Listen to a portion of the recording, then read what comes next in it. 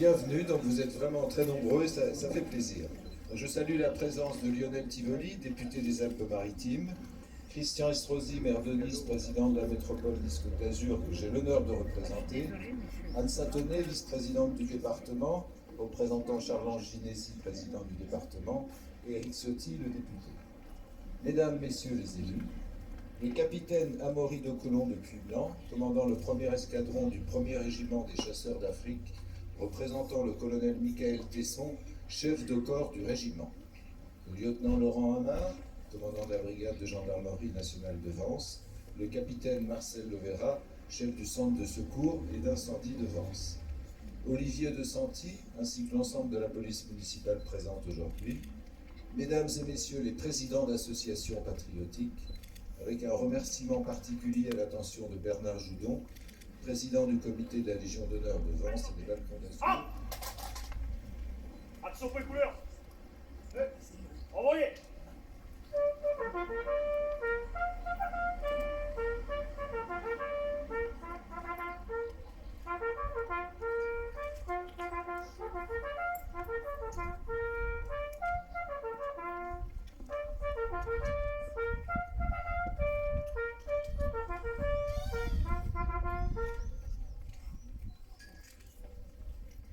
Reposez. Hop. Repos. Monsieur le député, Madame la vice-présidente du département, Monsieur le maire, Mesdames et Messieurs les élus, Mesdames et Messieurs les représentants des autorités civiles et militaires, Mesdames et Messieurs les présidents et représentants des associations à la cérémonie commémorative du 78e anniversaire de la victoire du 8 mai 45. Et transmettre cet héritage aux générations futures. Nous avons également créé au sein de notre comité un conseil des jeunes formé de collégiens et de lycéens. Ils sont présents devant vous. Ils sont présents aujourd'hui, mais ils étaient également présents vendredi pour la rénovation du carré militaire. Louis, Vincent et Tommy sont porte-drapeau. Elina, Emmanuel et Joris vont vous faire la lecture du message des victimes et héros de la déportation, de l'ordre du jour numéro 9 du maréchal Delade de Tassigny et de l'appel du 18 juin du général de Gaulle. Terrestres et aériennes de l'ennemi, infiniment plus que leur nombre. Ce sont les chars, les avions, la tactique des Allemands qui ont surpris nos chefs au point de les amener là où ils en sont aujourd'hui. Mais le dernier mot est-il dit? L'espérance doit-elle disparaître? La défaite est-elle définitive? Non. Croyez en moi, moi qui vous parle en connaissance de cause et vous dis que rien n'est perdu pour la France. Les mêmes moyens qui nous ont convaincus peuvent faire venir un jour la victoire. Car la France n'est pas seule, elle n'est pas seule, elle n'est pas seule. Elle a un vaste empire derrière elle. Elle peut faire bloc avec l'empire britannique qui tient la mer et continue la lutte. Elle peut, comme l'Angleterre, utiliser sans limite l'immense industrie des États-Unis. La guerre n'est pas limitée au territoire de notre malheureux pays. Cette guerre n'est pas tranchée par la bataille de France. Cette guerre est une guerre mondiale. Toutes les fautes, tous les retards, toutes les souffrances n'empêchent pas qu'il y a, dans l'univers, tous les moyens pour écraser un jour nos ennemis. Foudroyer, au jour de mettre en rapport avec moi. Quoi qu'il arrive, la flamme de la résistance française ne doit pas s'éteindre et ne s'éteindra pas. Demain, comme aujourd'hui, je parlerai à la radio de Londres. Merci.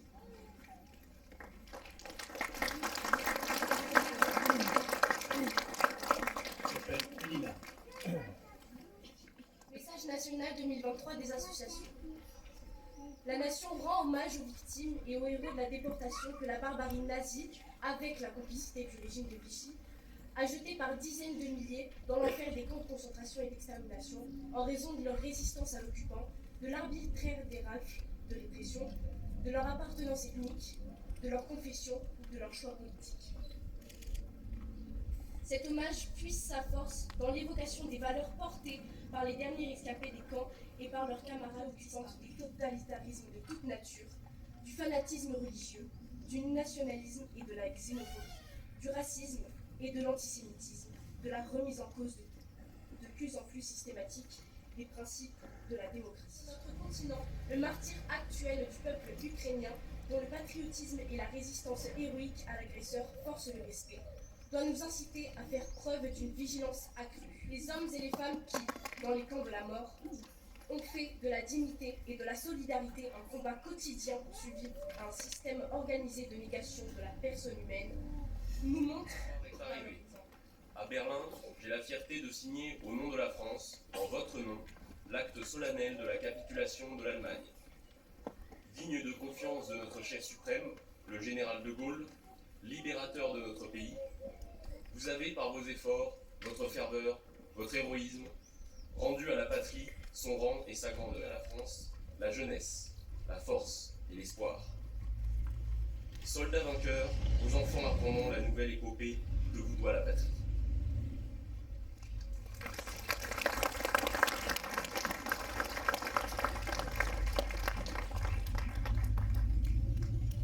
Juste un petit mot pour rendre hommage à notre dernier déporté devant ce monument, M. Roger Lecomte.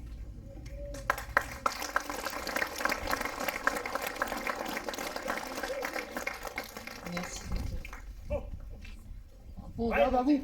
hop. Nous allons passer maintenant au dépôt de chair. J'appelle.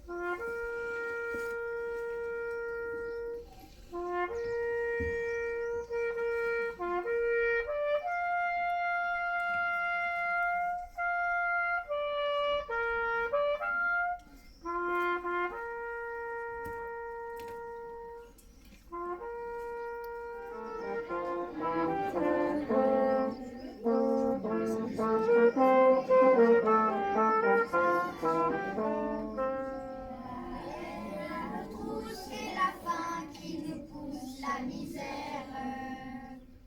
Il vient des pays où les gens recueillis font des rêves.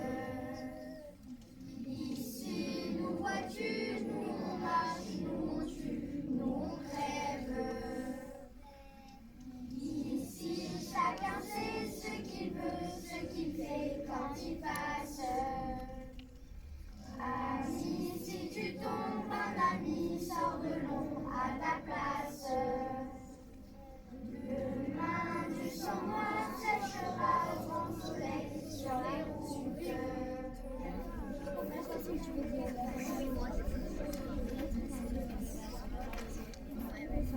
Nous allons procéder à la levée du coup. Vraiment. Bravo.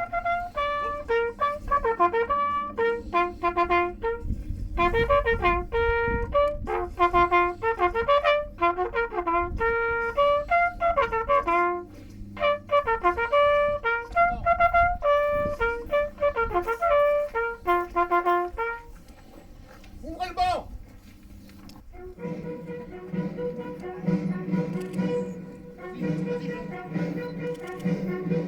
Anciens combattants et veufs de guerre, nous te remettons ton diplôme d'honneur et en premier insigne de porte-drapeau. Ce diplôme et cet insigne récompensent ta fidélité au drapeau et ton engagement comme porte-drapeau au sein du comité du souvenir français de Varier, qui vient de nous quitter dans sa 90e année. Beaucoup d'entre vous le connaissaient depuis bien plus longtemps que moi, lorsqu'il tenait sa quincaillerie, place Clémenceau. Investi depuis son arrivée à Vence dans le monde associatif, il est tout d'abord président du Football Club de Vence, puis œuvre au comité des fêtes aux côtés de M. Jean d'Andréis. En 1998, il devient président de la section vensoise de l'Union nationale des combattants et président du comité du souvenir français de Vence. Il restera à la présidence de ces deux associations pendant 23 années. Les membres de cette association et les personnes qui l'ont connu se souviendront de Guy comme quelqu'un de souriant, courtois, serviable et rassembleur. 23 années d'engagement sans faille. 23 années à appliquer les principales missions du souvenir français. L'entretien des tombes, la transmission dans nos écoles, de la mémoire de celles et ceux qui ont sacrifié leur vie pour notre liberté. Grâce à son travail acharné, il a été le premier à organiser des visites éducatives par les élèves de CM2 sur différents lieux de mémoire afin de les sensibiliser à l'importance de la paix et de la liberté. Rassembleur, il était sans contexte quand il organisait des michouilles au col de Vence avec ses amis et sympathisants du monde combattant, pour quelques 300 personnes. Il était proche du monde combattant et patriotique, même s'il avait passé le flambeau de la présidence de l'UNC à Pierre Spigoli et m'avait transmis celle du souvenir français, pour que nous puissions poursuivre son travail. Nous allons maintenant passer aux prises de parole. J'invite Bernard Chaudon, président de la Légion d'honneur. Représentants des autorités civiles et militaires, chers enfants, chers amis, la débâcle 40 et la voix du général de Gaulle se fait entendre à Londres avec l'appel historique du 18 juin. Mais un grand nègre, c'est un mode de tirailleurs ce discours, je signale, pour ceux qui ne savaient pas. Mais un grand nègre, Félix Éboué, descendant d'esclaves né à Cayenne en 1884 et décédé le 17 mai 1944. Patriote français, il est entré au Panthéon le 20 août 1949, parvenu à la dignité de gouverneur général de l'Afrique équatoriale française à Brazzaville. C'est un cas unique. Gouverneur du Tchad en 1940, il est un des rares à rallier spectaculairement De Gaulle et refuse la capitulation. Leurs dispersés rejoignent l'une après l'autre les forces françaises libres à travers la Gambie, la Sierra Leone et le Nigeria, et s'alignèrent derrière le gouverneur général qui s'appelait Pierre Boisson, qui était en face à Dakar. Le généralissime Barrot, véritable supporter du maréchal Pétain, tandis que les autres, fidèles à l'appel de Londres, organisaient la résistance à l'ennemi. Dans cette période, entre l'armistice et la reprise de la guerre, à partir de l'Afrique équatoriale, puis occidentale, et enfin l'Afrique blanche du Nord, les forces françaises libres, c'est-à-dire le général de Gaulle. Les réserves massives en hommes et les points stratégiques de première importance que nos amis africains avaient constitués dans leur opposition à Pétain, au prix de tant de privations de larmes, s'écoulèrent d'un jour à l'autre.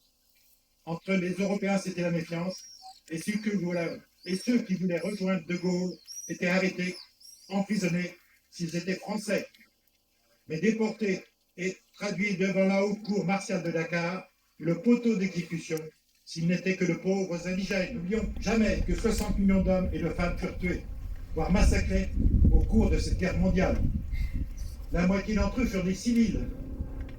Chers enfants, la paix et la liberté sont nos biens les plus précieux. Si nous sommes aujourd'hui libres et en paix, nous le devons il y a plus de 78 ans aux armées alliées américaines, anglaises, australiennes, russes, françaises et aux combattants de bien d'autres dans un pays libre.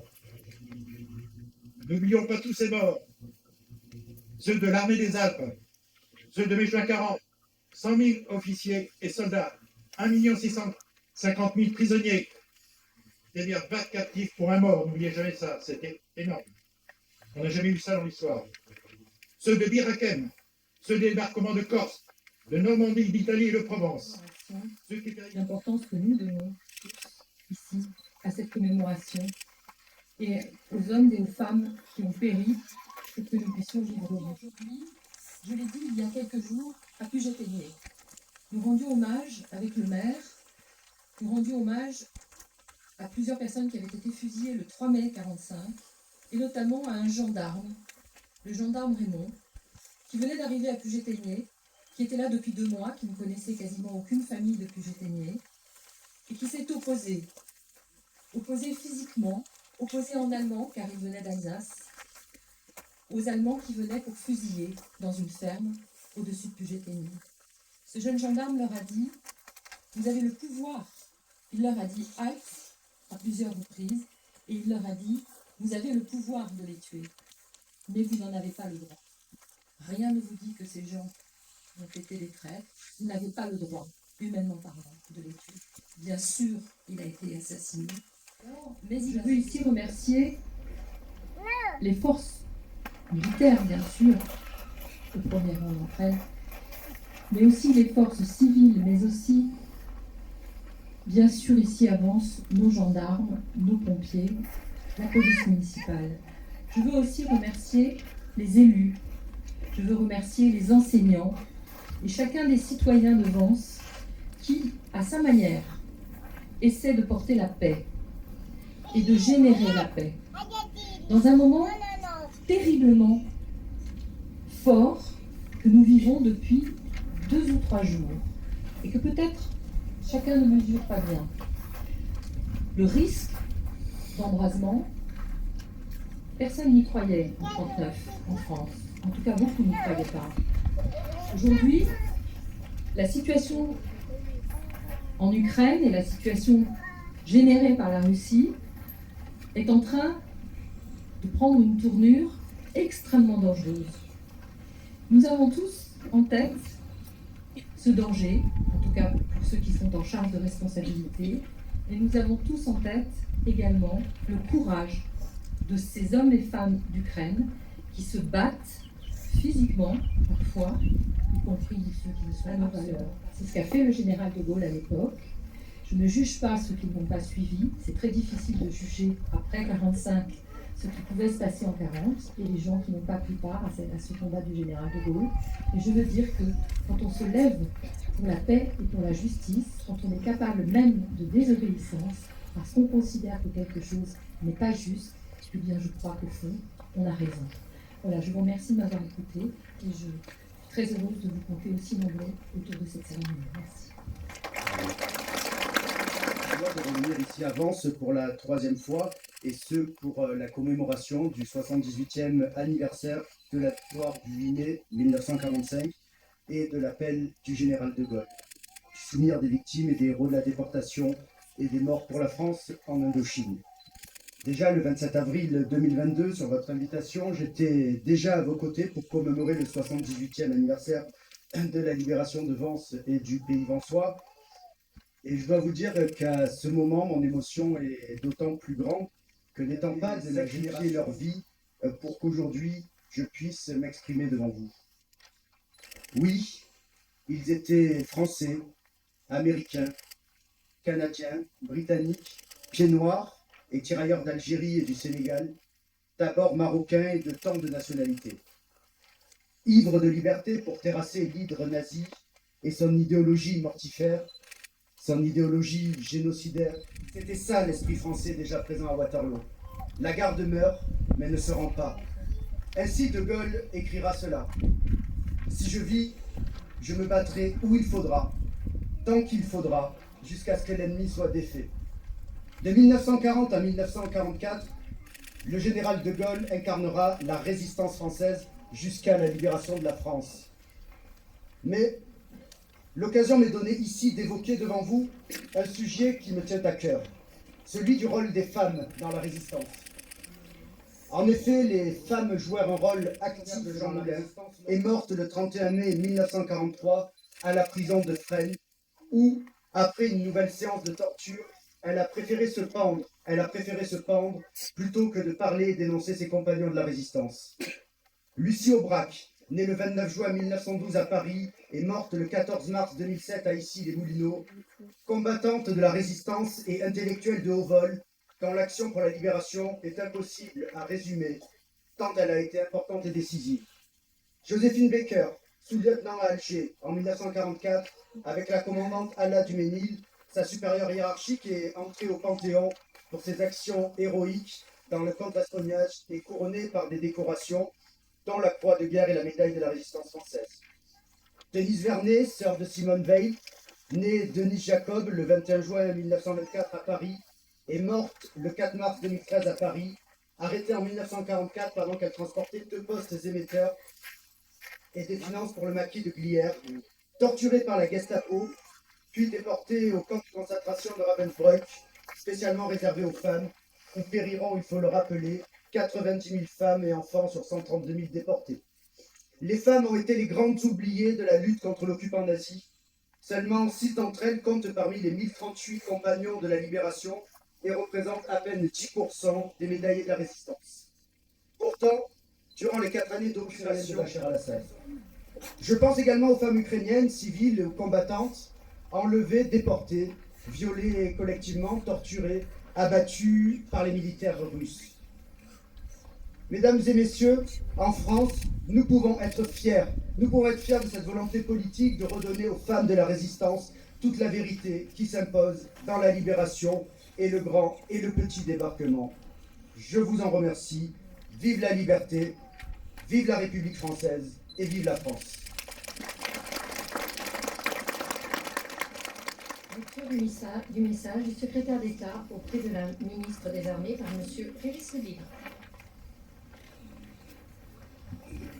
8 mai 1945, il y a 78 ans. L'Allemagne nazie capitule devant les Alliés réunis à Berlin. C'est la victoire. Ce jour-là, les forces de la liberté triomphent, non seulement contre une armée, mais aussi contre une idéologie qui écrasait l'Europe et la liberté de ses peuples. Après 6 années de guerre, l'écho de l'armistice se répand partout. La répression s'accroît, l'extermination des Juifs d'Europe et des opposants au régime nazi bat son plein. Pourtant, le cours de la guerre change. À l'est, les armées nazies ont perdu la bataille de Stalingrad. Au sud, les Alliés ont débarqué en Afrique du Nord. Ils le feront bientôt en Italie. La Corse est libérée en septembre. Nos outre-mer se distinguent des 3 océans, et notamment dans les Antilles et en Guyane, la dissidence opposée à Vichy. Qu'un destin pour la France d'après-guerre puisse commencer à être tracé. Avec la fin du conflit apparaissent de nouveaux défis. Pour reconstruire l'Europe, pour renouer avec la démocratie et pour soutenir nos soldats qui poursuivent le combat dans une guerre qui n'est pas encore achevée aux nazis. Il faudra enfin tirer les conséquences des échecs militaires de 1940 pour renforcer les armées de la France face aux menaces qui la visent. Hier comme aujourd'hui, c'est un combat que nous ne devons pas perdre de vue. Avec la victoire, vient aussi le retour des prisonniers, des déportés. Souvenons-nous enfin du sang versé. Il fut le prix de notre liberté.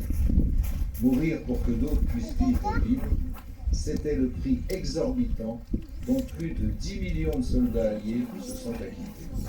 Un prix qui, hier comme aujourd'hui, augmente à chaque renoncement, à chaque fois que nous n'oublions pas le passé. Au bout, le 8 mai 1945 offrit la plus grande gloire du monde aux femmes et aux hommes qui n'avaient pas cédé. La victoire leur offrit la liberté. Vive la République et vive la France. Nous allons passer au dépôt de gerbe.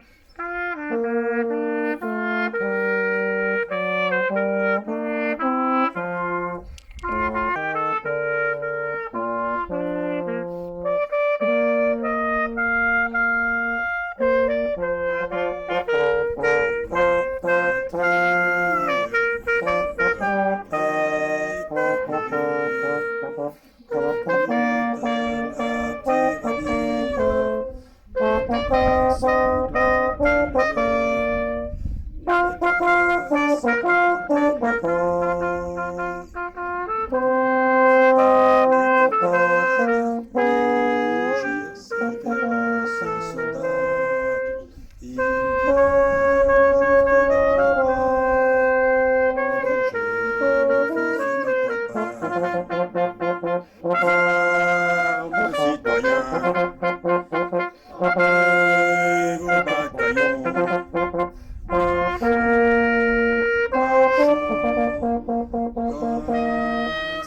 Sur les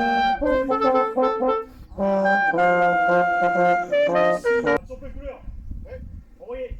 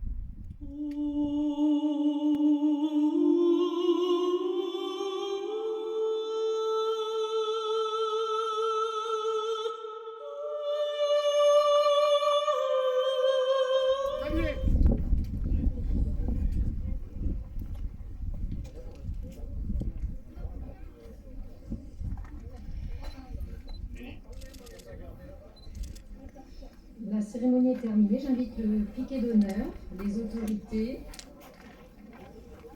les porte-drapeaux à sortir du cimetière et à rejoindre les jardins de l'EHPAD pour un apéritif offert par la ville de Vanves.